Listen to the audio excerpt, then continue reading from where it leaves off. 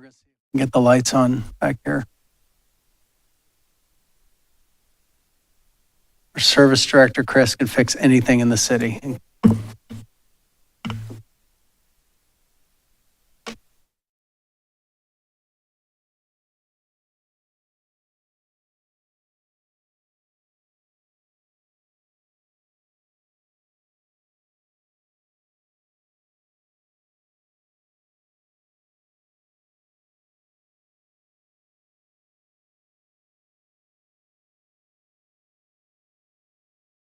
Meeting, we have a proclamation that Dr. Estrop is going to read and present. Thank you, Mayor Rue. I'm very pleased and proud to present this proclamation this evening to two young men who have done great things for our community. The proclamation reads as follows. Whereas Dr. Carlos L. Marshall and Moses B. Mabisha met while pursuing their undergraduate degrees at Wittenberg University. And whereas in 2016 founded the Conscious Connect Community Development Corporation. And whereas the Conscious Connect CDC is one of the foremost leading international organizations at the intersection of urban education and neighborhood revitalization. And whereas it is the only grassroots organization in the United States with the primary mission of eradicating urban book deserts, a goal they are pursuing through the innovative initiative known as The Root, which has established more than 65 literacy stations in barbershops and beauty salons. And whereas the Conscious Connect is actively transforming adverse environmental conditions by collaborating with government agencies to remove blighted structure, acquire vacant lots, and return these spaces to productive use as neighborhood pocket parks. And whereas the Conscious Connect is proudly celebrating 10 years of impact through its promotion of literacy and community development in low to moderate income neighborhoods. Now, therefore, I, Rob Rue, Mayor of the City of Springfield, Ohio, and President of the City Commission, do hereby proclaim May 6th as the Conscious Connect Day in the City of Springfield in honor of a decade of visionary leadership, educational equity, and transformational community development.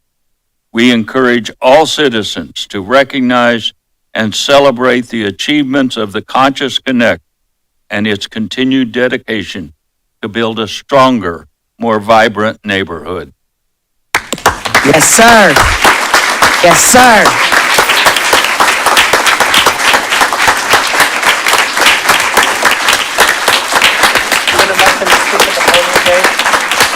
Would you like to go ahead and speak at the podium?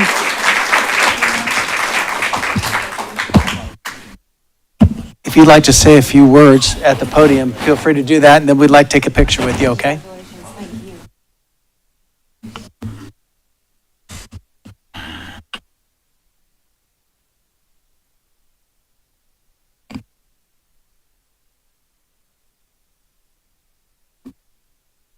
Good evening, everybody. I didn't have anything formally prepared this evening, but on behalf of the Conscious Connect CDC, thank you to the commissioners as well as the city of Springfield. Myself being born and raised here on the southwest quadrant of Springfield, this organization is near and dear to me. Moses and I met at Wittenberg University, and a lot of times growing up, in this environment, it's easy to take your degrees and your connections and to leave elsewhere, what's known as the Midwest brain drain. And people talk about becoming a product of your environment, but what happens when committed individuals make their environment become a product of them? And that's what we're committed to here at Conscious Connect, and are just proud that we've been able to shed a light on on the city on international and global stages for the right reasons, because we have a lot to be proud of here in the Champion City, in the Rose City, although we also still have a lot to work on. So thank you all for the support, the collaboration, as well as the advocacy. This is to the next 10 years. Thank you. Thank you. Would you join us over here for a picture?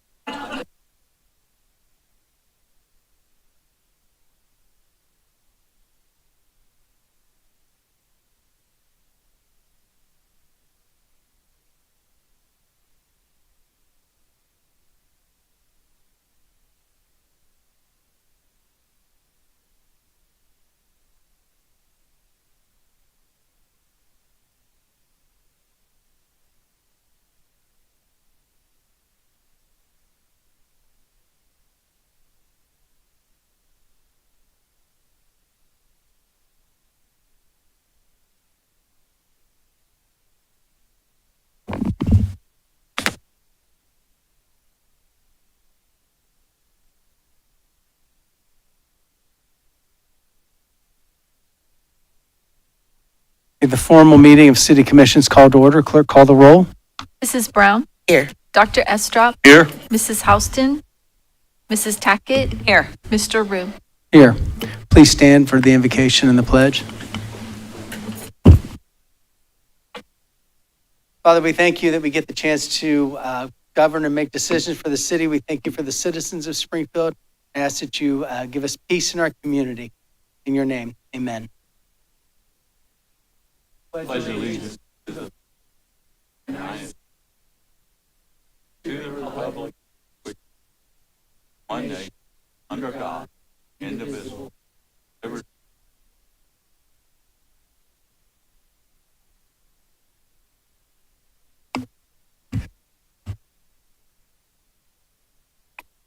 Is there a motion to approve minutes from last meeting? So moved. Second. It's been moved and seconded. Clerk, call the roll. Mrs. Brown? Yes. Dr. Estrop? Yes. Mrs. Tackett? Yes. Mr. Rue? Yes. We're going to go ahead and have public comment. I'm going to go ahead and read our statement, and then we'll begin with our time and with the cards that we have here. So the City Commission remains committed to creating an environment where we can have constructive dialogue with the community. Public comments will continue as they are in the beginning of the meeting. We will accept cards for 15 minutes after roll call is called. You have to present a state-issued license and fill out the comment card with your address and phone number and information. We can get a hold of you. We're committed to do that. We've obviously listened in the past, and we've adjusted to some of the concerns that the community's had as they share their comments with us. We'll continue to look at opportunities to do that. As you're having the 3 minutes, you have an opportunity to speak to us. We are actively listening. We are making notes. We want to be able to hear you and answer you in a respectful way and answer your questions. We fully respect First Amendment rights here. You have an opportunity to speak, but however, any disruptions that disrupt the meeting, you could be asked to leave. If you're asked to leave after 3 consecutive times, you will not be able to come back into the meeting. You can be considered trespass. So after the public comment period time, we're going to have an opportunity where the city manager will be able to answer questions. The commission can answer some of the questions that we've taken notes on. And if there's additional information that the manager or staff needs to follow up with, we will get a hold of you in the next few days and also post those answers online. Okay? So we will, and also just a reminder that you can state your name. We won't be reading addresses. We have that as you filled out the card. So we'll begin tonight with comments from Andy Rigsby.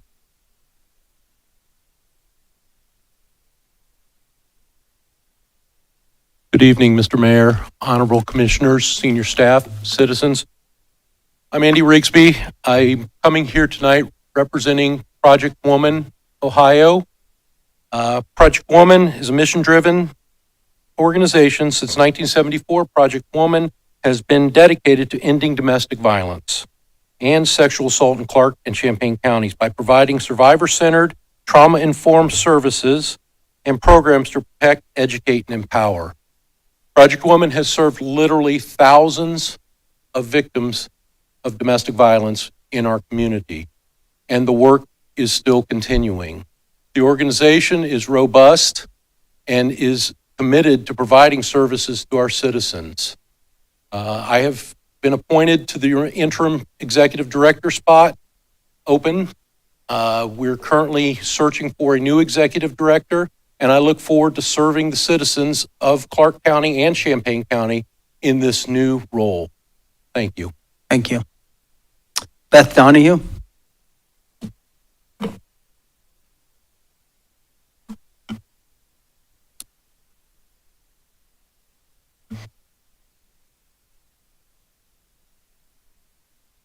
Let's be clear. What I investigate and what was presented at the work session are as different as night and day. I deal in reality of tracking every individual arrested for domestic violence in a single year to the ultimate outcome. Therefore, if you wish to converse with me, define your terms. Mayor, you peddled a work session to the public and never presented data to refute or counter my data that states that every year over 80% of individuals appearing in municipal court on a DV case have their cases dismissed, mainly due to unavailability of witness. I investigate final dispositions of bench and jury trial, plea deals, dismissal, indicted to felony, dismissal, unavailability of witness, dismissal, failure to prosecute in a timely manner, and other dismissals. There are cases, and then there are identities behind the cases. If there are 400 DV cases in a year, it is likely those cases are represented by 200 identities. Why? Because DV is the one crime in Springfield in which there is a high reoffending rate, unlike any other city in Ohio. The work session led us to believe dismissal data is somehow elusive. This is false. While it is accurate to say that the prosecutor does not collect dismissal data, the implications she and Commissioner Houston made that dismissal data is somehow unavailable or untrackable is false. Tracking domestic violence cases is not only possible, but 100% accessible through the Ohio Supreme Court database and the Clark County Clerk of Courts database. She also spoke the truth in saying that 75% of her cases are dismissed due to unavailability of witness, which she termed as victim not wanting to testify or victim wishing to recant their statement. Work session speakers stated many cases don't have a specific DV charge, such as strangulation, menacing, and assault cases, and those cases represent a large set of their caseload.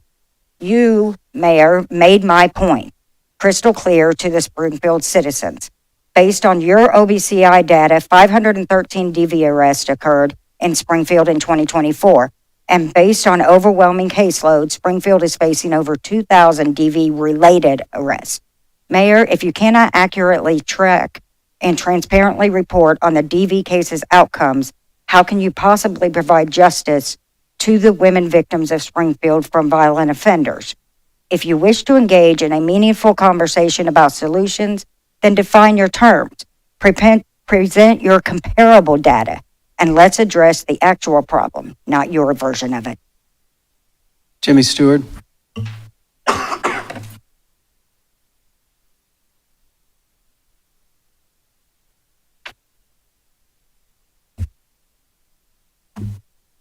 I would like to talk about Springfield murder homicide statistics. I retrieved murder counts from Ohio Incident-Based Reporting and UCR for 2020 through 2024. In 2001, Ohio Incident-Based Reporting said 7 murders.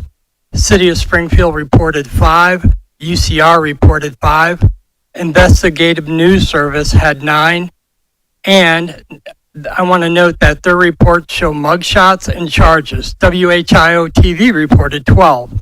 In 22, Ohio Incident-Based Reporting had 6. Valerie Lowe of the City of Springfield reported 6. UCR reported 6. Investigative News Service has 8. In 23, Ohio Incident-Based Reporting had 10 murders, UCR 9, Investigative News Service 11. In 24, Ohio Incident-Based Reporting has 5, Springfield confirmed 6. My research that I did has 8. In 2024, the 6 murders in Springfield are Tiffany Higgins, Richard Howard, Roderick Fudge, Justin Smith, Thomas Gill, Ray Eastep. Again, I think there's possibly 8 murders, and I'd like to discuss that. I would like an explanation of the discrepancy in murder stats, please. Failure to be transparent with the public leaves the city open to being sued in the Ohio Court of Claims. Technically, under public records law, agencies only need to prove records, not answer questions. However, since SPD and Ohio Incident-Based Reporting both have homicide figures that Springfield reported to DPS and the FBI, I feel you need to explain the discrepancy. All 3 agencies can't be right. Again, a failure to be transparent opens the city to be deposed or subpoenaed or to do discovery in a court of claims to find out why these figures do not match. Normally, you must provide an agency isn't telling the truth, but since their figures don't agree, they obviously can't all be correct.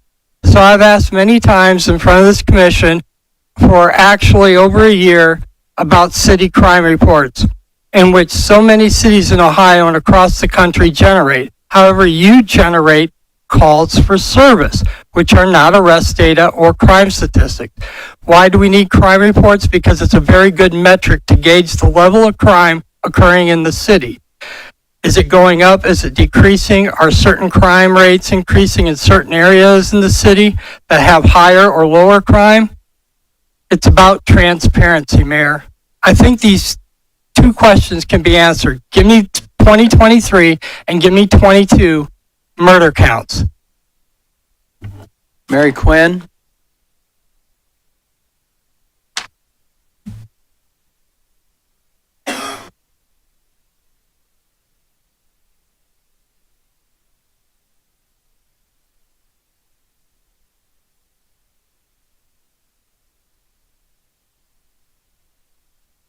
I am concerned about the annexation of property near Eastview Heights. It is basically behind my backyard and to the city. We had very little notice about this. And if someone in my neighborhood hadn't looked into it, we wouldn't know about this meeting tonight. And we are all concerned about our property values and all the other things that are going on. Also, there's a woods, and there is a lot of wildlife in that woods that is going to be affected by building, and I'm sure they're going to destroy the woods. So we are all concerned and do not wish to have this annexation done. Thank you. I know you don't come often, so we'll have answers to some of your questions at the end. I want to make sure you knew that. Diane Daniels?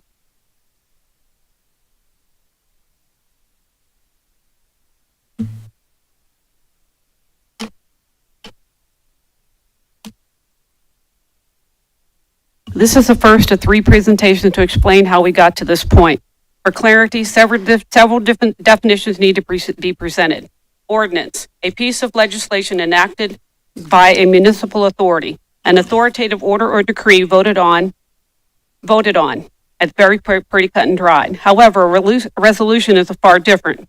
A resolution is a firm decision to do or not do something, a formal expression of opinion or intention agreed upon by a legislative body, committee, or other formal meeting after taking a vote.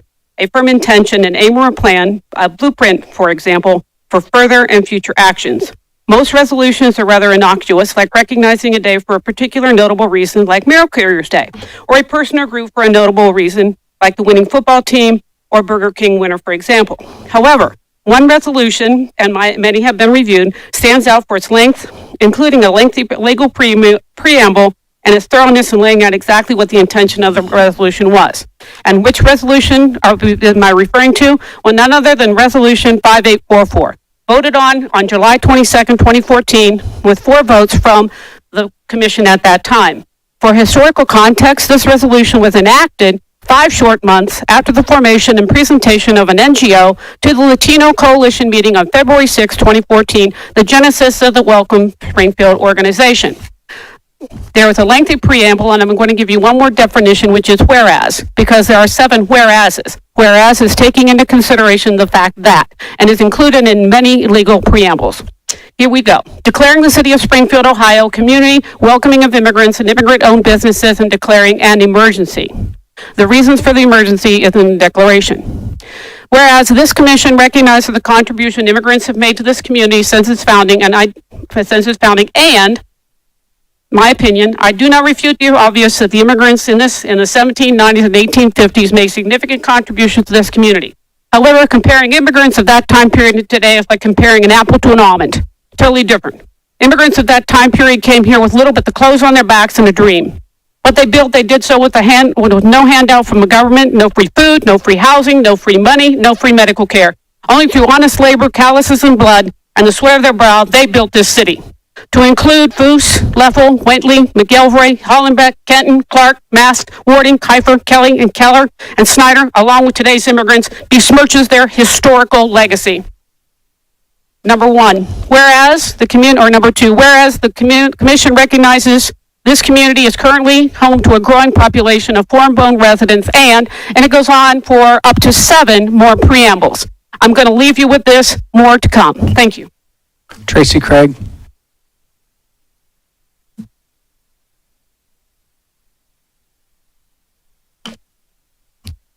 So my name is Tracy Craig.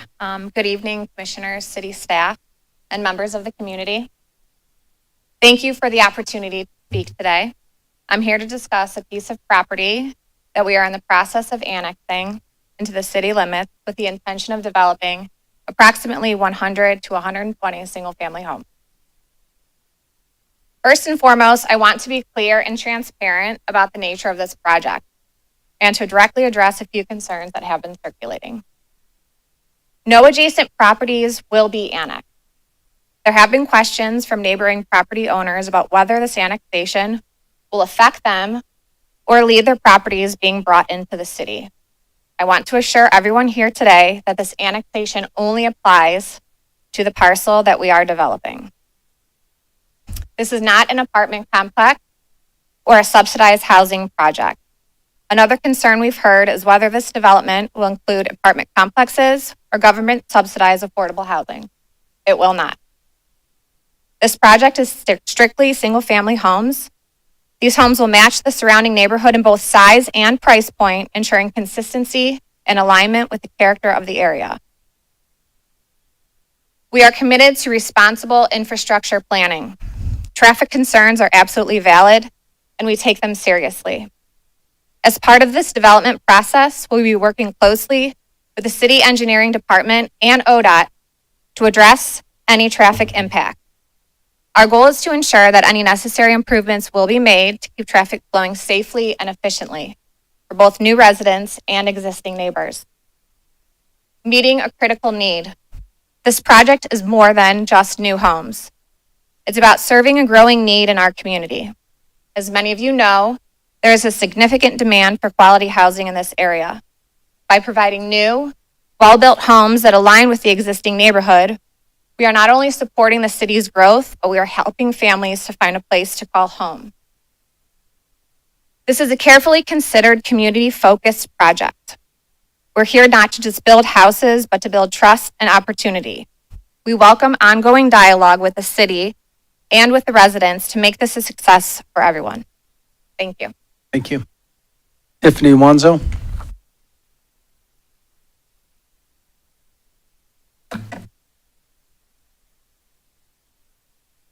Good evening. I am here because I wanted to find out, as many, like a lot of people in the city of Springfield would like to know what's going on with SCAT. Would you move the microphone? Thank you so much for The doing. SCAT system. Thank you. You're asking a question again. Go ahead. About SCAT. Thank you. What's going on with the SCAT? We heard that July 1st there's going to be a lot of changes, and it just seems like A lot of people don't know about these changes. How will the people be notified of these changes? Did the residents of Springfield vote on this new transportation system? What's going to happen to the people who are already getting dollar ride services? The VA that passes out bus passes to our veterans? And will these questions be answered at the end of this meeting? Because a lot of people are still wondering what's going on with SCAT. Thank We have answers right after comment period for you. Thank you for asking. Chris Michaels?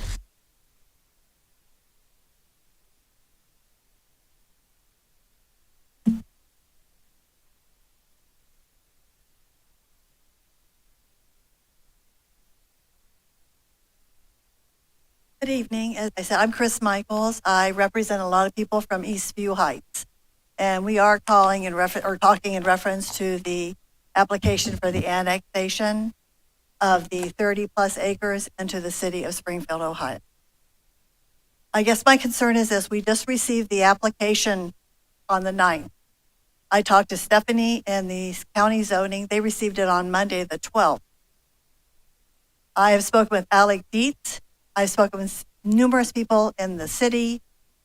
I understand that the application has not been approved, but yet here we are today in the city discussing, from what I understand that's on the agenda, is establishing services for a property that has not been approved yet by the county. That would be my first concern or question. The application states zoning R8, and I don't know if this lady was talking about the same property or not. I have no idea. But R8, I talked to, I think her name is Wadihi Agwan. We discussed the zoning, the new zoning code. She said R8 is residential, but it could be, it's called high density, which could be apartment. I understand right now, and I knew last year it was zoned single family residence. We wanted to say single family residence if it has to be annexed, which all of us do not want to. We would like to leave it the way it is. I understand that single-family residence is zoned R1 or RND, which is residential, no density. So I don't know why we have to do it as R8.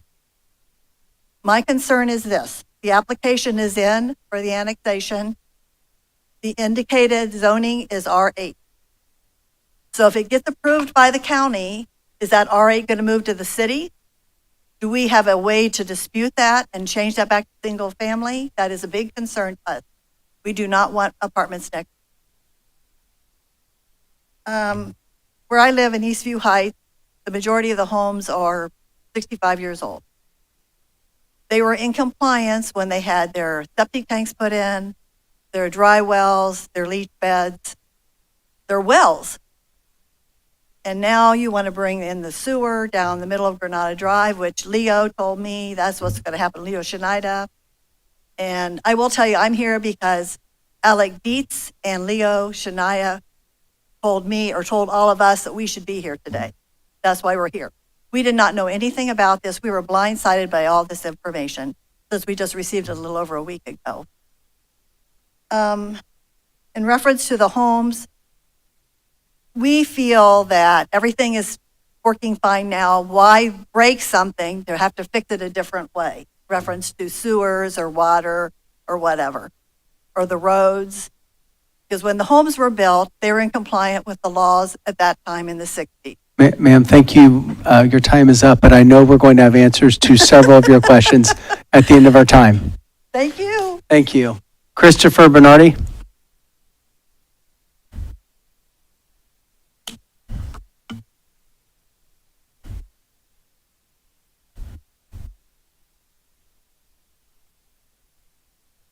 For the same reason that Chris was, and I don't really know how to follow that. She had a lot of information that that was quite. It was a lot more informative than what was said earlier about the annex, about the positivity, and we're definitely against it. And I know that you said you have answers, but we also have concerns, and especially with the schooling. We already have a brand new school that's pretty full of children, and last thing we need is, just overcrowded county schools. I mean, the whole point of being in a county school is just so you don't have the overcrowding in the classrooms, but even though it's a new school, it's a big school, it's already crowded, and to add more children would just, I mean, it would just cause more problems. And of course, like, and she talked about the groundwater and stuff like that, which, you know, you're concerned about disrupting wells and everything else, and the flow of the water that we get, that we drink from when you break ground for the annexation of these homes. And I guess we'll just wait to see what kind of answers you have, and what more information people supply, because I don't have hardly none except for location and concern. Thank you. Eric Lee?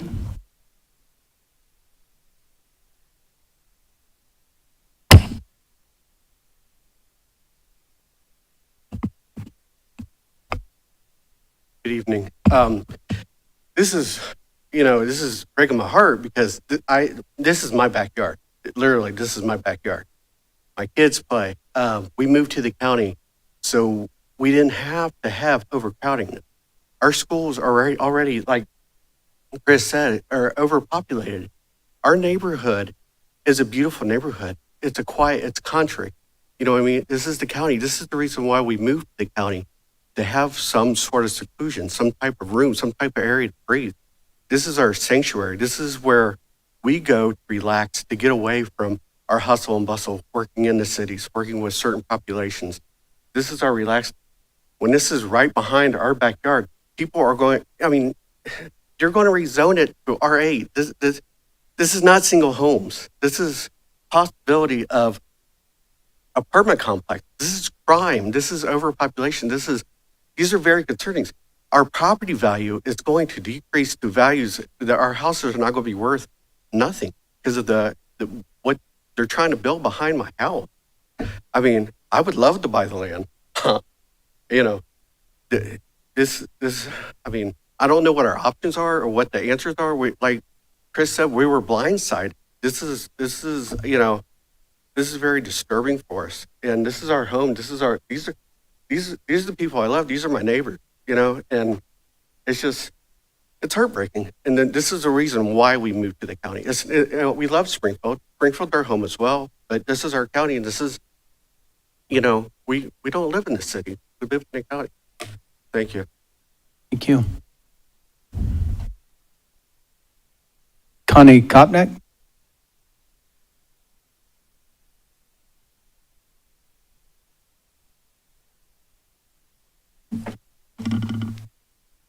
This is my first meeting, so I didn't really know that I would have to get up here and speak. Everything he just said, I 100% agree. I bought my house because it was a quiet neighborhood. Quiet. So many people walk down our streets. There are no sidewalks, and now you're going to open up a whole new line of traffic. That's going to make it dangerous. I live at the end. You're going to put that many houses there? That basically means you're going to open up the end of our street to help out with that traffic flow. That's not going to be good. You're going to ruin our neighborhood, our peace, our quiet, our wildlife. I see deer in my backyard. I love it there. That's going to be gone. The whole reason I bought that house, all of it will be gone. I'm against it 100%. Thank you. Wes Fabian?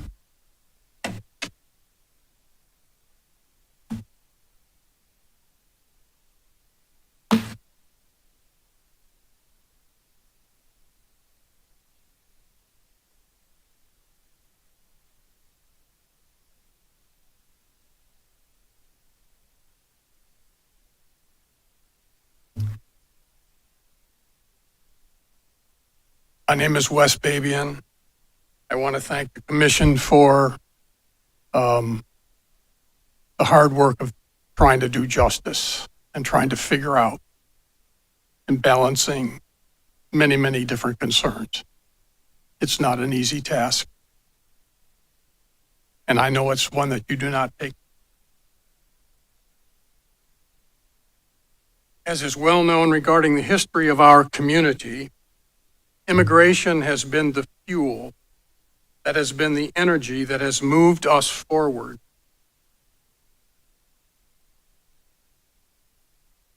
there's been immigration coming from all kinds of places, from inside and outside. And it's never easy. In recent times, we have been deeply enriched by new neighbors. And I fully recognize that there are policies and circumstances that the Commission does not control.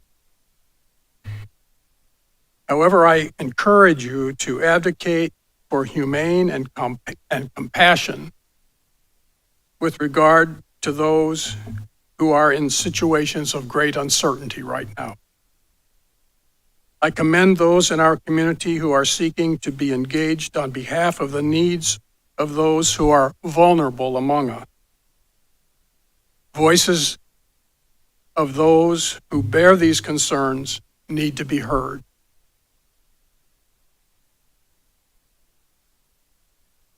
We need to be a place that's a home city, which is what we call ourselves.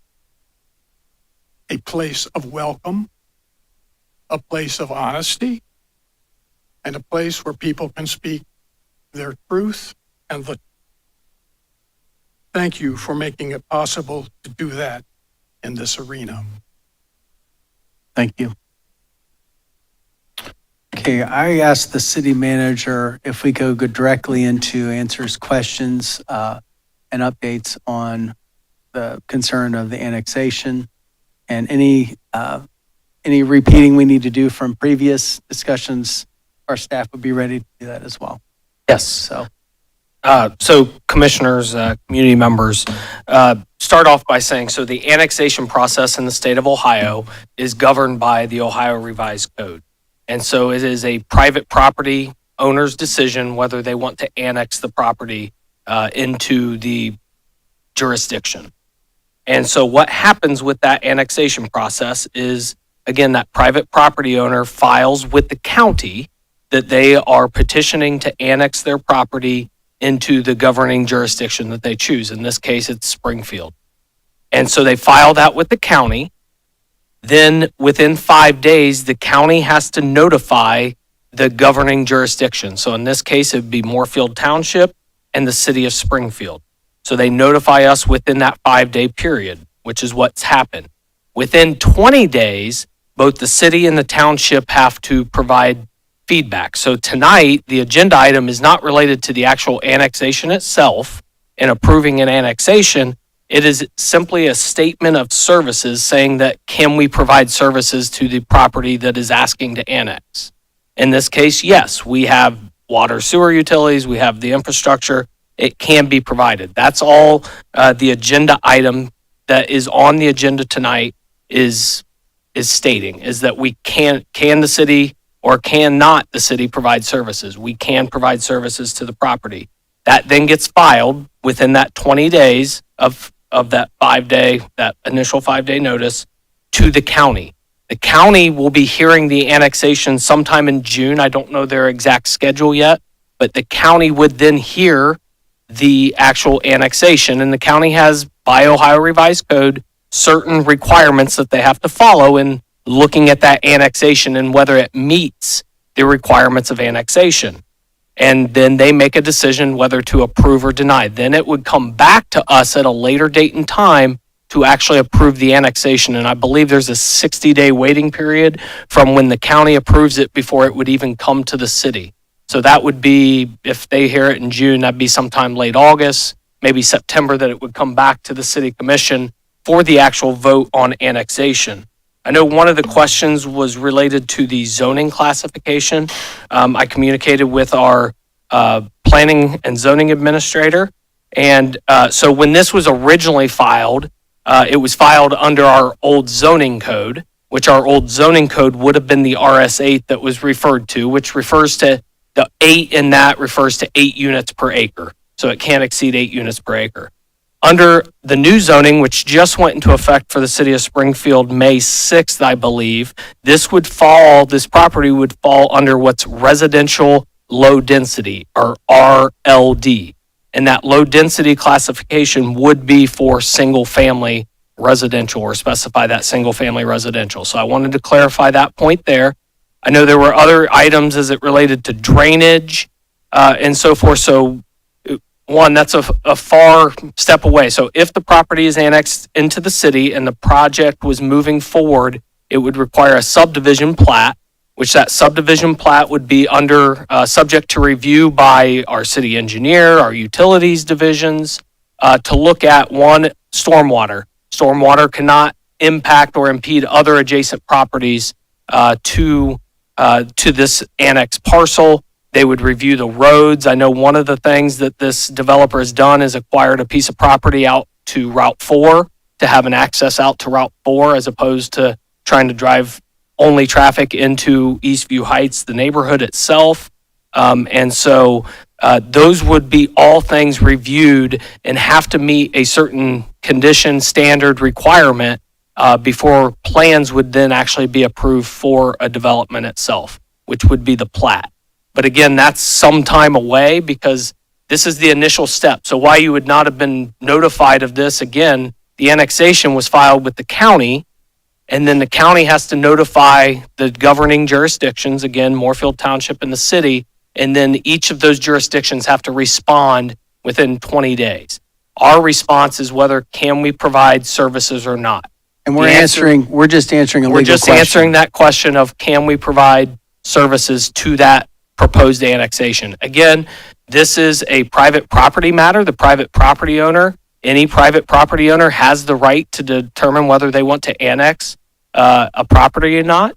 The reason why they would want to annex this is to have access to water and sewer utilities for a development. And so that is, I think, the majority of the questions that were asked. It doesn't make the end answer any easier for you all to hear, other than the fact that it's going to be low density and residential. But we don't have, it's not within our rights to stop a developer when they meet the requirements of what that plot would be. It's, we're not seeking annex. We've been accused like you're just trying to build and you're trying to annex property. We're not doing that. Developers come to us or property owners come to us, to the county, to us to seek annexation. We don't seek annexation from property owners. And That's again, been confusion from the time I've been on commission. We yeah, don't and that's seek why I wanted to annexation. clarify that is Yeah. that Ohio Revised Code lays out this process so that private property owners can make decisions about their property as they should. They have private property rights. Our job is to make sure that if it is developed, that it meets certain standards and requirements not to impede or affect surrounding properties. I know another question has been, and I know it was mentioned earlier, but this does not affect other properties. Again, it's a private property owner's decision on whether they annex or not. So this is not impacting properties outside of what's proposed in the annexation. If the you have a 30+ clarifying acres. question for the annexation, if you go to the microphone for me so we can all hear it, I appreciate that. No, it's Oh, fine. you're fine.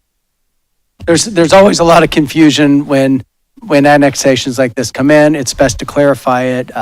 And as Brian has already told you, we're at the beginning steps. Go ahead, ma'am. Well, Brian, you just said it's not going to impede or impact another property. That would be our property. So we're concerned about the roads. We're concerned about utilities because, as I stated, we all have sump pumps, dry wells, leach beds, wells. We are concerned about those. The roads in the 60s were not as wide as they are now. So what's going to happen to our roads? We are concerned about that. And we don't want damage to our utilities, our sewer, whatever. We don't want anything to happen, our septic tank, excuse me. We don't want anything to happen to that because of construction. So is they going to be held accountable for something like that if something like that happens? Yes, they would. And if they contaminate our well waters, they're going to take care of that as well? Or They're liable for all that. they are. And they know it going into it. And if they And the dig into our developer front that's on this yards- property, this is a community, this person that's developing is very community minded. And has done other projects. Well, I'll be honest, we're all worried. Not As you that, can tell, we're all again, worried. yeah, I just want to Understood. clarify, we haven't been gone back. We just want to make sure this annexation thing's cleared up. Okay. But it doesn't make probably the end answer that will come easier. But I think that this is the beginning stage.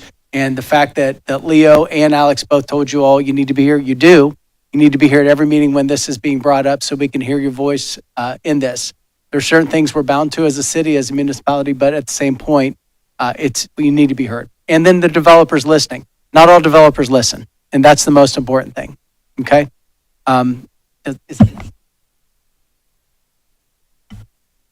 It's most important that you work with the developer. They can answer a lot of your questions, address a lot of your concern. Certainly, we're pleased to hear tonight of your concern. That's important. Appreciate everyone who's come. But it's equally important that you talk to the developer because they are in a position to address your concerns. And if they don't, and there's a problem, they're on the hook for making it right. So I would encourage you to continue discussions with the developer as well as with the county and city and Moorfield Township. What happens tonight is if we said, no, we can't provide the services, be the end of it. But we can't. And that's the only question we're answering tonight. Can we provide the services? Yes or no? The answer, recommendation from the staff is yes. But please talk to the developer. I would be happy to. Just to be clear, it's not a recommendation. The fact is we can't provide because it's within the area that we can provide. Could you give an example of where we couldn't provide services to? Just I mean, there's areas, Like- I think out west that we cannot provide services couldn't to even because touch we it. don't have infrastructure, we don't have water, so it's just sewer, important to those know types the of- differences. So I think that's good. Okay. We just don't want anything adversely affecting what's already there. I mean, we have to accept there's change. Yeah. We understand that. But we have to accept that they have to accept that what we have is already there and it works fine. So we don't want anything to change.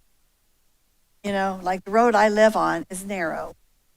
And if they try to widen it, that's going to be a problem. So that's something that I have talked to the county. I have no idea how many people I've spoken with in the last week. So I'm sure everybody knows my name by now. So, thank you. Again, a little out of the norm in the last several months of our meeting, so this particular issue needed a little more conversation. So we will stop at that point. I do want to answer questions on our bus system. I'd like to get some clarity on that. So go ahead and answer that, please, Brian. Yes, so we are continuing to work out the contract details with the new provider of a service for our public transportation system. So the majority of our public transportation system is funded through federal FTA dollars. And so we are always looking at the best way to provide services to our community. Unfortunately, a lot of times FTA dollars are a very cookie cutter approach. So what works in Columbus, they expect to work in Springfield or Dayton and vice versa. And so we're constantly evaluating how we can provide better service. And so we've are working to transition to what's called a micro transit model, which is a more direct service for our residents. We're hopeful that there would be a July 1st start date. Actually, would be an overlap period if we can. But again, we're working out those specifics of the contract with the new vendor that would provide those services. So we will continue to notify and keep the community up to date through various social media channels, the newspaper, these meetings, as many ways that we can get it out to those existing riders, as well as to hopefully what will be new riders that utilize the system. As far as dial a ride and passes, those opportunities still exist, even under the microtransit model. So a dial a ride, specifically a lot of times through individuals that are disabled and so forth, have accessibility issues. We will continue to offer those services. And again, working with our partners already in the community, existing partners like the VA and other services. I know the schools and stuff where they can either buy bulk passes at a discounted rate or also have the opportunity for subsidized type passes that are provided to various members of our community, whether that again be those that are have accessibility issues or are seniors, those types of programs that currently exist will be able to continue through the operation of even the microtransit system. I think it would be a good idea to have a few community meetings where people can go to and learn about this, whether it's at USS or here in the forum where it's specifically on transit, the new system. So whether you were planning on that or we're going to, that's something we should really. And I know Jason Vai, my Deputy Director of Public Safety and Operations, has actually been going out. I know he had, I think he's had one meeting at United Senior Services. I know he was going, I believe, to Springfield Towers to have a direct meeting with the residents there. And he is more than willing and welcome to go anywhere. So if you have a place where you think it would be beneficial for city officials to come and speak to community members, let us know. We are more than willing to do that because we want people to take advantage of the service. We want as many riders using public transportation because that takes traffic off our roadways. And so we want to encourage both existing riders and new riders of the microtransit system. Excellent. Okay, comments from commissioners. We'll go ahead and open it up. Commissioner I'm Tackett. just going to tag off of what he said. They recently did a work session here, and I wish I could remember the date, but they did that. Like 2 meetings ago. So on our YouTube channel where we have these meetings broadcast, if you catch that, they were just here and did a whole presentation that you could check out and learn more about it as well.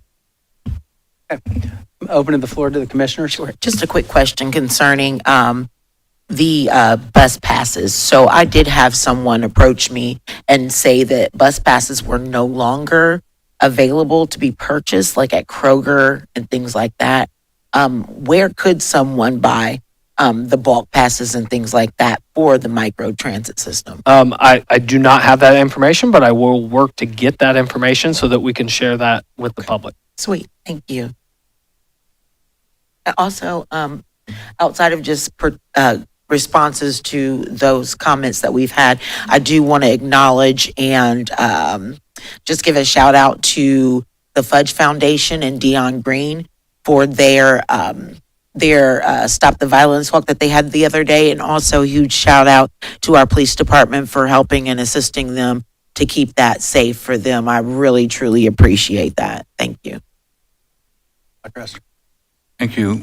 We're going to, as we announced earlier, report routinely at commission meetings on the status of federal and state reductions or additions so that the community is aware of the impact on Springfield and Clark County in terms of the decisions that are being made in Washington and Columbus. As previously reported, the Second Harvest Food Bank and OIC and a number of other organizations had their youth gun violence prevention grant rescinded. In addition, I wish to report that the Clark County Combined Health District has experienced a loss of $2.7 million over the next 16 months from a grant they had received. As a result, the health district has laid off 8 permanent positions, 12 seasonal as-needed positions, 5 contract interpreters, and reduced 1 permanent person to half-time. In addition, the health district reports that the Community Health Connect Clinic will not be opening now. Thank you very much.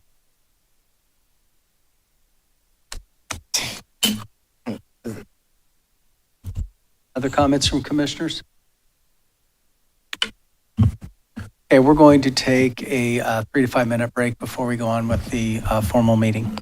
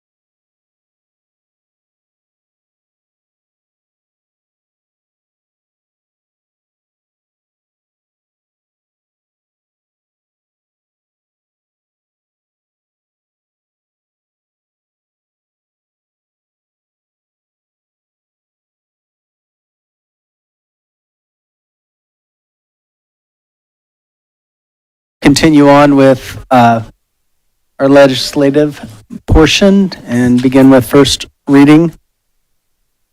Authorizing an expenditure for the second renewal year of the billing services agreement with Acumed Billing Incorporated for medical billing services and accounts receivable activities for an amount not to exceed $225,000 for the period of July 6, 2025 through July 5, 2026. Authorizing the city manager to enter into an amendment number 1 to the contract with Invoice Cloud for electronic utility bill payment and presentment services to extend the period of performance to September 6, 2025 for an amount not to exceed $25,000 and confirming and approving related expenditures incurred from March 6, 2025. Authorizing the city manager to enter into a development incentive agreement, single-family residential development with Easton 32718 LLC to provide for water services to real property outside the city limits. We'll continue with second readings. Oh, is there questions on first reading? Sorry. From commissioners? From the audience? Okay. We'll continue on to second readings. Vacating the first alley north of Thrasher Street from Woodbine Avenue east to the first intersecting north-south alley. So moved. It's been moved and seconded. Other comments from commissioners? From the audience? Clerk, call the roll. Mrs. Brown? Yes. Dr. Estrop? Yes. Mrs. Houston? Yes. Mrs. Tackett? Yes. Mr. Rue? Yes. Vacating the second alley north of Thrasher Street from Woodbine Avenue west to the first north-south alley, vacating the first north-south alley west of Woodbine Avenue between the first and second alleys north of Thrasher Street, and vacating the first alley north of Thrasher Street starting approximately 118 feet west from Woodbine Avenue and continuing west for 92 feet to the first north-south alley west of Woodbine Avenue. So moved. Second. Been moved and seconded. Other comments from commissioners? From the audience? Clerk, call the roll. Dr. Estrop? Yes. Mrs. Houston? Yes. Mrs. Brown? Yes. Mrs. Tackett? Yes. Mr. Rue? Yes. Authorizing a contribution to Springfield Promise Neighborhood in the amount of $1,000 to support the South Side in Bloom Garden Tour. So moved. It's been moved and seconded. Other comments from commissioners? Dr. Estrop. As noted at our last meeting, I will be abstaining from speaking or voting on this matter because of a conflict of interest. Comments from commissioners? We appreciate the continuous effort with Southside Bloom and glad to partner with them again. Comments from the audience? Clerk, call the roll. Mrs. Houston? Yes. Mrs. Brown? Yes. Mrs. Tackett? Yes. Dr. Estrop? Abstain. Mr. Rue? Yes. Amending ordinance number 9190 passed March 12, 1991, and commonly known as the codified ordinances of the city of Springfield, Ohio, by amending certain provisions of the Traffic and General Offenses Code. So moved. Second. It's been moved and seconded. Are there comments from the commission? Dr. Estrop? Is this just an update to bring us in compliance with state and federal law, Brian, or what's going on? Yes, that is correct. Annually, we'll bring forward when there are changes to the state traffic code. We update our local ordinances and provisions that govern traffic. Okay, thank you. Comments from the audience? Clerk, call the roll. Mrs. Brown? Yes. Mrs. Tackett? Yes. Mrs. Houston? Yes. Dr. Estrop? Yes. Mr. Rue? Yes. Confirming and approving the acceptance of a quitclaim deed from Runout LLC to transfer 0.032 acres right-of-way in the vicinity of 1248 Perry Street to the city of Springfield. So moved. Second. It's been moved and seconded. Other comments from commissioners? From the audience? Clerk, call the roll. Mrs. Tackett? Yes. Mrs. Houston? Yes. Dr. Estrop? Yes. Mrs. Brown? Yes. Mr. Rue? Yes. Authorizing an additional expenditure for the first renewal year of the billing services agreement with Acumed Billing Incorporated for medical billing services and accounts receivable activities for an amount not to exceed $60,000 for a total amount not to exceed $200,000 for the period of July 6, 2024 through July 5, 2025, confirming and approving related expenditures incurred from April 6, 2025. So moved. Second. It's been moved and seconded. Other comments from commissioners? Dr. Estrop? I was wondering, Mr. Heck, how this relates to with the item number 179-19. They seem to be with the same company. Yes, Commissioners. Perhaps you better answer. Certainly. The second reading is for the current year contract that expires in July to increase that not to exceed amount. The first reading is for the 1-year renewal that will begin in July and go through 2026. Okay, so it's two different Two different, contracts. yes. Thank you very much. You're welcome. Comments from the audience? Clerk, call the roll. Mrs. Houston? Yes. Dr. Estrop? Yes. Mrs. Tackett? Yes. Mrs. Brown? Yes. Mr. Rue? Yes. Authorizing the issuance of a purchase order for the purchase of 8 rotary vane pneumatic actuators and training from APA Incorporated for an amount not to exceed $278,496. So moved. Second. It's been moved and seconded. Other comments from commissioners? Dr. Estrop? Wondering if someone can again on the record explain what a rotary vane pneumatic actuator is. Yes, I will ask Service Director Chris Moore to explain this. So these are the actuators on the valves that drain the bad stuff out of the sand filters at the water treatment plant. These are replacing the originals that were installed in 1958. 1958? Yes, So we've gotten our money's worth out of the current ones. yes, and I hope that none of us see these get replaced. Very good. Thank you. I do just want to add a comment for you, Chris. I want you to know that I did a career day last week, and the fourth graders were fascinated because I just regave them one of your spills that you had taught me about the wastewater, the combined sewer systems that I was so fascinated with. I just retaught that lesson. So I want to say that you are impeccable at your job, just publicly for the record. A good, worthy praised, yes. The comments from the audience? Accolades to Chris? Good way to go, Chris. Yes. Call roll. Dr. Estrop? Yes. Mrs. Tackett? Yes. Mrs. Brown? Yes. Mrs. Houston? Yes. Mr. Rue? Yes. Confirming and approving change order number 2 to the contract with Seven Brothers Painting Incorporated for the elevated storage tank rehabilitation to decrease the contract in an amount not to exceed $57,400 for a total amount not to exceed $1,167,762 and authorizing the city manager to execute said change order number 2. So move. Second. It's been moved and seconded. Other comments from commissioners? Dr. Estrop? How did we get so lucky to get a reduction? Yeah, so when we bid these projects, specifically for the painting of these, we account for them to put mechanisms in place for overspray, and 2 of the towers did not require those mechanisms to be put in place, and so that saved us those dollars. What we're talking about are the big water. Yes, our storage water tanks. storage tanks that you see throughout the community. Thank you. Comments from the audience? Clerk, call the roll. Mrs. Tackett? Yes. Mrs. Brown? Yes. Dr. Estrop? Yes. Mrs. Houston? Yes. Mr. Rue? Yes. Consenting to repairs on the bridge at the intersection of State Route 4 and Lagonda Avenue, located in the city of Springfield by the Ohio Department of Transportation, identified as CLA MOT BH fiscal year 26 and further identified by PID number 116928, providing for the maintenance of the right-of-way and authorizing the city manager to enter into agreements with the Director of Transportation of the state of Ohio necessary to complete the project. So move. Second. It's been moved and seconded. Other comments from commission? From the audience? Clerk, call the roll. Mrs. Brown? Yes. Dr. Estrop? Yes. Mrs. Tackett? Yes. Mrs. Houston? Yes. Mr. Rue? Yes.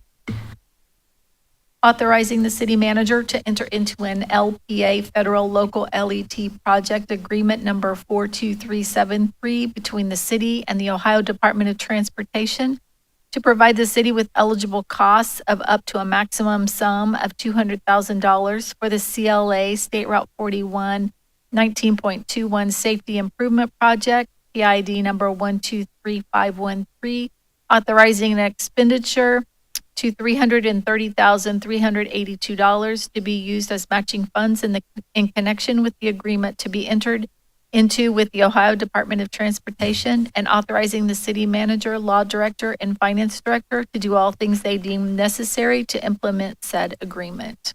So moved. Second. Been moved and seconded. Other comments from Commissioner Dr. Estrop? I'm wondering, Mr. Heck, if you could give us a little more information.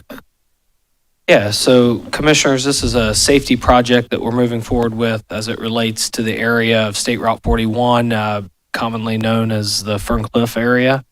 We've had 65 traffic accidents in that general curve area since 2018. And so this project, in partnering with the state of Ohio, is to work towards creating improvements both to the lane striping and the actual pavement, high friction asphalt to help slow down and hopefully deter the wrecks that are occurring. Certainly 65 since 2018 in one given area is of concern. Working with ODOT, we appreciate the partnership with the state to try to continue to find other funds that can help reduce the burden on this state route to the local level as much as possible. You explained very quickly to me why, the way it was built, or maybe Chris did. It's the way it's built is why it's causing so many. Yeah, accidents. Chris Could can you probably just speak to that. tell the public the mystery of Ferncliff's demise fence. So if you've ever traveled, we'll go to a big road, we'll go to an interstate, and as you go around the curve on the interstate, if you notice, it starts to bank, just like a NASCAR track. The curves are banked. That curve was built like many back in the day when cars went slow, no one worried about it, and it's not banked. The normal crown of the road is there. So as someone would enter that curve, their car isn't pushing against the pavement, wanting to slide out. It's not unique to Springfield. It was very common. The way the lay of the land is out there, to bank that curve would be about a 5-year and $6 million project. This is a much better solution to try to narrow down what the problem is, make the road less slick. We'll have better striping, and we're very optimistic this can help minimize some of the crashes. Unfortunately, it doesn't fix driver behavior, but it definitely can. The way it's built definitely has contributed to a lot of these accidents over the decade. I don't know it's contributed as much as it has not helped prevent. Okay. I know why you're saying it that way. And if you want an example of high friction pavement, as you're coming into the community from the west, you go past the Masonic home. If you notice as you approach that traffic signal, the pavement composition changes, the color changes. That is an area, it's a high accident area. That is high friction asphalt. It's actually a high friction surface treatment. You don't really notice it. You can see it very clearly as you go to it, but it doesn't mess with drivability or any of those things. Okay. Thanks for the explanation. Thank you. Comments from the audience? Clerk, call the roll. Dr. Estrop? Yes. Mrs. Tackett? Yes. Mrs. Houston? Yes. Mrs. Brown? Yes. Mr. Rue? Yes. Authorizing the city manager to enter into a cooperation agreement with the Springfield City School District Board of Education to assist the city and the Board of Education in creating and maintaining safe and orderly schools, and authorizing the city manager, finance director, law director, and chief of police to do all things necessary and execute all documents they deem necessary to implement the said agreement and to comply with all relevant local, state, and federal legal requirements. I'll move. It's been moved and seconded. Are there comments from commissioners from the audience? Clerk, call the roll. Mrs. Tackett? Yes. Mrs. Houston? Yes. Mrs. Brown? Yes. Dr. Estrop? Yes. Mr. Rue? Yes. Approving the establishment of services to be furnished to the property owners related to the 33.951 acres located in Moorfield Township, Clark County, Ohio, proposed for annexation to the city of Springfield by petitioners Premier Property Sales Limited, Twyla Reed, and Ronald Simpson, and declaring an emergency therein. So moved. Second. It's been moved and seconded. Are there comments from commissioners from the audience? Or call the roll. Mrs. Houston? Yes. Mrs. Brown? Yes. Mrs. Tackett? Yes. Dr. Estrop? Yes. Mr. Rue? Yes. Authorizing the city manager to enter into LPA agreement number 35221, amendment number 6 between the city and the Ohio Department of Transportation in connection with the CLA State Route 72 6.83 project, PID number 113792, to provide clarity regarding the funding sources and declaring an emergency therein. So moved. Second. Been moved and seconded. Are there comments from commissioners from the audience? Clerk, call the roll. Mrs. Brown? Yes. Mrs. Tackett? Yes. Dr. Estrop? Yes. Mrs. Houston? Yes. Mr. Rue? Yes. Authorizing the city manager to apply for, accept, and enter into a cooperative agreement to finance a portion of the city's Erie Express Pump Station Pretreatment Facility project with the Ohio Water Development Authority, authorizing the city manager, finance director, and law director to do all things necessary to implement said loan application and cooperative agreement and to comply with all relevant local, state, and federal legal requirements and declaring an emergency therein. So moved. Second. It's been moved and seconded. I'm going to go ahead and ask for Brian to go ahead and explain this project. Yeah, this specific, the two items, 13625 and 13725, are interrelated. The first one is the financing piece of it. Katie and her team do a great job of identifying potential funding opportunities at low interest rates. So this is the financing of a much larger project as it relates to our sewer system and specifically our combined sewer overflow system. And so I think the biggest thing is Chris Moore, if he would like to speak to what this project is, the specific area and location of this project, and what we're trying to accomplish here. This project, the lift station that we're modifying is behind Wober Mustard at the dead end of Skinner Lane. It was built 6 or 7 years ago, and it collects more grease and rags than we see anywhere in the community. To the point where all of the mechanical things we have in place will not work. And at least 3 times a week, there are several hours spent with folks manually removing grease and rags and sewage mixed in to make sure the sewage continues to flow. This project will intercept all of that at the beginning, make it something that can be properly separated and hauled away or flow through the sewer, eliminate the concern about the sewer blinding off, and eliminate the need for human intervention in that nasty, nasty job. 3 times a week. At Has least. to be manually. If it rains a lot, it's worse. We visited a few weeks ago and watched them do it. It's real. It's real. But it prevents fatbergs, and we don't want fatbergs. Does your staff have to draw straws to figure out who's going out there? No, but I did notice the 2 folks that were out there were fairly new. Oh, the new people. I'm guessing there's something there. Dr. Estrop?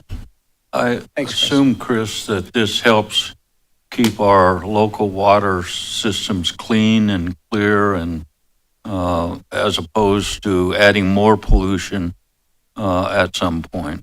This absolutely does, because this, we've talked about combined sewer overflows. This actually helps us prevent what's even worse as an SSO, or a sanitary sewer overflow. If that blinds off, all of the sewage, if you just stood and looked north up Bechtel Avenue clear to Northridge, all of that sewage would not have a place to go. So they keep it flowing. Thank you. Other comments from commission, from the audience? Clerk, call the roll. Mrs. Tackett? Yes. Dr. Estrop? Yes. Mrs. Brown? Yes. Mrs. Houston? Yes. Mr. Rue? Yes. Authorizing the city manager to enter into a contract with Peterson Construction Company for the Erie Express Pump Station Pretreatment Facility project for an amount not to exceed $8,368,000 and declaring an emergency therein. So moved. Second. It's been moved and seconded. You want to speak to the financing of this, Katie, please? Certainly, Commissioner. So this, as Brian was speaking to with Peterson Construction, is for the Erie Express Pump Station Pretreatment Facility. The estimated interest rate is 4.72% with an estimated semi-annual payment of $276,000. The reason that this is an emergency is because the application is due to OWDA by June 1st. Otherwise, this wouldn't make it on their agenda until July. So since we are awarding to the contractor, getting this before OWDA so that we don't delay the project moving forward. Thank you. Just a note too, just so you're aware, so that payment she mentioned, the semi-annual payment would come from the sewer fund. Great.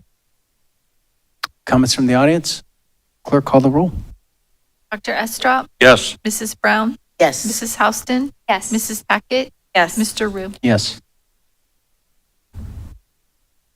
Authorizing and directing the city manager to dispose of 34 vehicles being property owned by the city and no longer needed for municipal purposes and should be disposed of pursuant to codified ordinance section 149.03 and declaring an emergency therein. So moved. Second. Been moved and seconded. Does this mean the parks are getting 34 vehicles? Certainly, Mayor, I'm happy to respond to some of the details here. So when Clark County Park District and National Trail Parks and Recreation District merged, the city had transferred several vehicles to NTPRD really over the last decade, 15 years, honestly. So this includes 34 vehicles. The average value is roughly $3,900. We no longer needed those vehicles for city purposes, and the model years range from 1988 to 2016. Mm-hmm. As a cost savings for the city as well, this is a lower dollar value, but we are able to move these off of the city's insurance plan, and CCPD will take on those vehicles. Excellent. Comments from the audience? Clerk, call the roll. Mrs. Brown? Yes. Mrs. Houston? Yes. Mrs. Tackett? Yes. Dr. Estrop? Yes. Mr. Rue? Yes. Authorizing the city manager to enter into a purchase and sale agreement with CGP Acquisition and Development LLC for the sale of certain real property located at 325 West Columbia Street, 14 to 30 North Plum Street, and 15 to 21 Memorial Place, declaring an emergency therein. So moved. Second. Been moved and seconded. Other comments from commissioners? Dr. Estrop? Wonder if Mr. Heck or others might comment on this item. Yes, Commission, so this is the sale of property, formerly known as the Executive Inn, so adjacent to the hospital entrance there. If you recall, we had purchased this property a few years back with the intention of a short-term use for emergency shelter. And once that was no longer needed for that purpose there at that location, this was a longer-term economic development play for the community as we continue to revitalize and redevelop downtown. And we proceeded to list it for sale. We were able to work with the local real estate group and agents that helped us market the property, and we were able to receive several different offers on that property. And we are bringing a recommendation to approve this one tonight with CGP Acquisition and Development. They are a developer for Wawa fuel stations and convenience centers. And so they are looking to specifically purchase this property to establish a Wawa in Springfield, Ohio. I know they would look to build they would have 8 two-sided fuel stations. They do intend to include infrastructure in place for charging stations for those vehicles that do not use gas. And then they certainly what Wawa is most known for is their convenience side of the operation, providing made-to-order food and other things like that available. And so, again, this purchase contract would start the due diligence period as any real estate transaction, and they would go through that due diligence period and then look to move to closing. Thank you. Other comments from the audience? You have, wait, comment from Commissioner? I was just going to say thanks for all your work on this. I'm really excited for this project to happen. Comments from the audience? Clerk, call the roll. Mrs. Houston? Yes. Mrs. Tackett? Yes. Mrs. Brown? Yes. Dr. Estrop? Yes. Mr. Rue? Yes.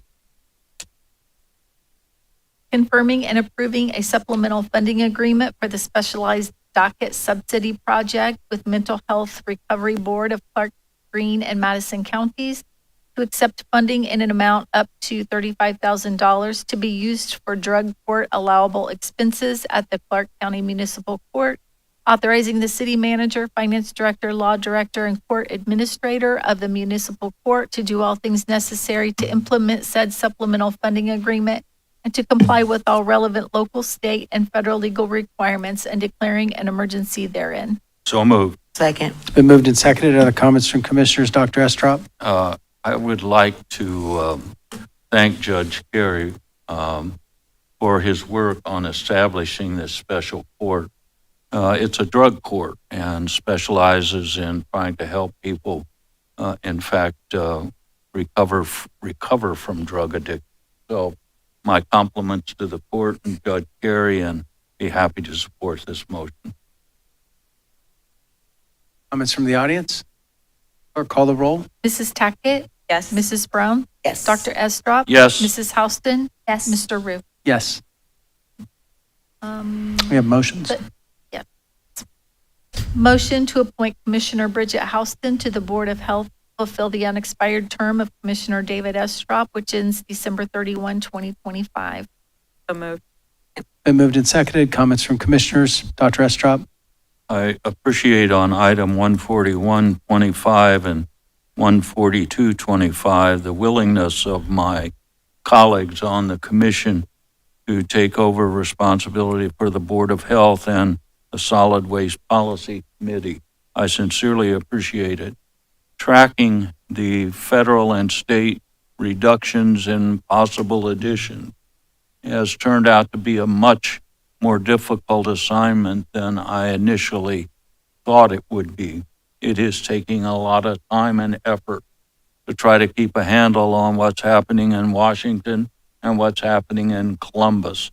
So I appreciate my colleagues helping to lift the load from my shoulders a bit. I sincerely appreciate your help. Clerk, call the roll. Mrs. Brown? Yes. Dr. Estrop? Yes. Mrs. Tackett? Yes. Mrs. Houston? Okay. Yes. Mr. Rue? Yes. Motion to appoint Commissioner Tracy Tackett to the Solid Waste Policy Committee to fulfill the unexpired term of Commissioner David Estrop, which ends December 31, 2025. So moved. Second. It's been moved and seconded. Clerk, call roll. Dr. Estrop? Yes. Mrs. Tackett? Yes. Mrs. Houston? Yes. Mrs. Brown? Yes. Mr. Rue? Yes. New items? Authorizing the city manager to enter into a contract with Dynegy Energy Services East LLC to provide electric energy for select City of Springfield facilities and streetlights for an amount not to exceed $6,116,381 for the 48-month term and declaring an emergency therein.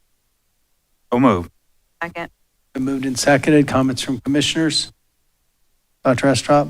I was wondering if you might comment on this a little in terms of what this means. Or we heard a presentation a couple weeks ago that said, watch out, electric prices in particular going up about 18%. So I just hope you can provide some additional information. Certainly, Commissioner. So providing some background information, there was a massive spike in the PJM capacity auction this past fall. So PJM's capacity market is set to ensure that there is enough electricity to meet demand on the hottest and coldest days of the year. Unfortunately, that's here to stay for the next 4 to 5 years due to significant load growth and lack of new generation available to serve the load. So basically, the electric grid infrastructure, the way that exists across the United States and the increased load there. So our current rates, which were effective from October 2021 through September of this year, The average is $4.85 a kilowatt hour, which results in roughly $1.1 million that the city pays for that electricity every year. The competitive price that we are receiving with Dynegy is $6.93 a kilowatt hour, which is a 40% increase. This will cover October of 2025 through September 30th of 2029. Results in cost annually of $1.5 million, so roughly a 43% increase. The Ohio Edison tariff rate for comparison, so had we not competitively procured this at this time, would have been $9.35 a kilowatt hour, which would have resulted in annual cost to the city of $2.1 million, or roughly a $1 million increase annually from what we're paying currently. The reason that this is an emergency and that we are bringing it to you in May is because pricing is only held for 5 days, and we're in a bullish market, so prices are only expected to increase. So the recommendation from our broker is to lock in this pricing as soon as we can. Dr. Estrop. I'd like to make a couple follow-up comments. Thank you for Certainly. doing the homework that's necessary to help us try to control costs to our best. But the simple truth is, in this state, we're behind the 8 ball, in my humble opinion. First Energy and other companies have us by the throat. And all you need to think about is House Bill 6. There's still some people in jail that were involved in that program. So we need to look at energy very carefully in this state of Ohio, not just here in Ohio.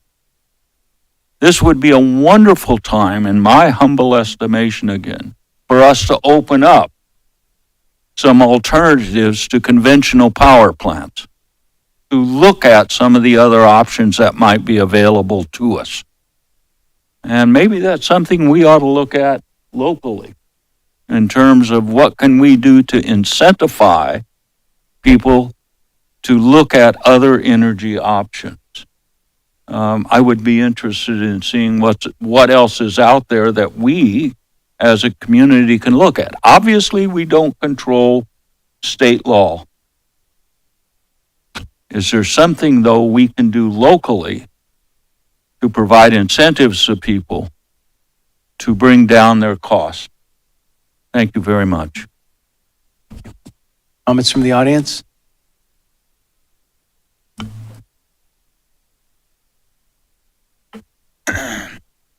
My name is Larry Ricketts. As you know, I've been here several times in the past couple of years encouraging the city to look at solar power and other alternative forms of energy. I just want to let you know that on my personal house, my electric bill for the last 12 months is a minus number.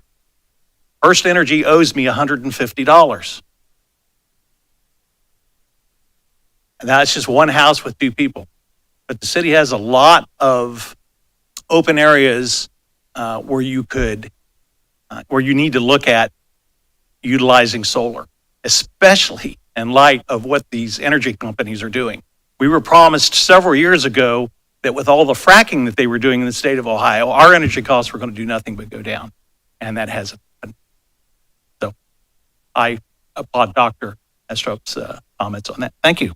I would like the manager to maybe look into Richmond, Indiana. They have several solar fields right on 70, and right up front it says power for the city. And so I'd just be interested in what they're gaining with that investment and what that investment was. It's, I don't know, it looks like 30, 40 acres of solar field right there on 70. So I'd like to have that information. I'm sure the commission would be curious about it as well. I know you would be, which is good. Okay. Any other comments from the audience? Clerk, call the roll. Mrs. Tackett? Yes. Mrs. Houston? Yes. Dr. Estrop? Yes. Mrs. Brown? Yes. Mr. Rue? Yes. Consenting to the reappointment of Chris Wallace to the City Planning Board. So move. Second. All right, I get. The comments from the commission, appreciate him serving. Yes, absolutely. Want to double down on that statement. I truly appreciate Chris Wallace filling in and doing all of the work that he's done for the city for several years now. So just keeping that in mind, that he's been seated on that board and been serving the city in that capacity since I actually came on board. Comments from the audience? Clerk, call the roll. Mrs. Houston? Yes. Dr. Estrop? Yes. Mrs. Brown? Yes. Mrs. Tackett? Yes. Mr. Rue? Yes. Consenting to the reappointment of Chris Wallace to serve as the City Planning Board representative to the Board of Zoning Appeals. So moved. Second. Been moved and seconded. Are there comments from commissioners? Dr. Brown? Dr. Brown, go ahead and speak that to the universe. I Yeah. appreciate you. That's actually what I plan to do next, if anybody was There you wondering go. what I'm going to do with my free time. So yeah, loading soon. But definitely, again, just super excited to see Mr. Wallace continue to work for the city and continue to grow in that capacity and be able to use that knowledge and everything he's learned about the city and its inner workings. So awesome. Comments from the audience? Clerk, call the roll. Dr. Estrop? Yes. Mrs. Brown? Yes. Mrs. Houston? Yes. Mrs. Tackett? Yes. Mr. Rue? Yes. Are there any announcements from commissioners? Yes. I'd like to highlight some of the services and programs available this summer at the Clark County Public Library. Our library plays a crucial role in our community, and I encourage all of you to take advantage of what it has to offer. First, did you know they have a notary service available so you can easily get your important documents notarized right there at the library? They also have an extensive informational program for car maintenance through the Chilton Library. They have a creative maker space where you can unleash your creativity by making personalized buttons, mugs, and more. They host evening story times, and these engaging sessions are perfect for families and children, allowing everyone to enjoy some great stories together. This summer, they're running a Color Our World Summer Reading Challenge for both adults and kids, featuring some exciting prizes to win. My favorite upcoming event is the Bad Art Program at the Tuttle location on June 4th. This fun program invites you to try to recreate famous artwork such as the Mona Lisa. It's a great way to unleash your artistic side and have some fun. Finally, starting June 2nd, they'll be offering a summer food program providing free lunches for students up to 18 years old from 1 to 2 p.m. For more information about all these exciting offerings, I encourage you to visit the library's website at ccplohio.org or give them a call at 937-328-6903. And a second announcement, just want to share that the Relay for Life of Clark County is celebrating their 40th year in our community, and that date is Friday, June 6th, 5 to 11 p.m. It's at the fairgrounds, and for questions, you can contact Rebecca Perkins at rperkins.rfl@gmail.com. Thank you. The comments or announcements from commissioner? I would like to commend and recognize Springfield Fire and Police for everything over the past week. Obviously, a tough week for our community. Also, I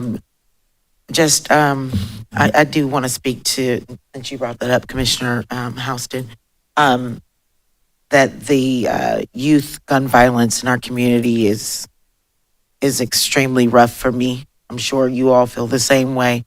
But when you serve the kids of this community in the capacity that I do, it hits home on a different level. So if anybody has any ideas that they wanted to run past me, please just reach out to me and we can collaborate on some next steps that we can do to help protect our youth. Okay. Is there a motion to adjourn? So moved. Second. It's been moved and seconded. Clerk, call the roll. Mrs. Brown? Yes. Dr. Estrop? Yes. Mrs. Houston? Yes. Mrs. Tackett? Yes. Mr. Rue? Yes, thanks for coming.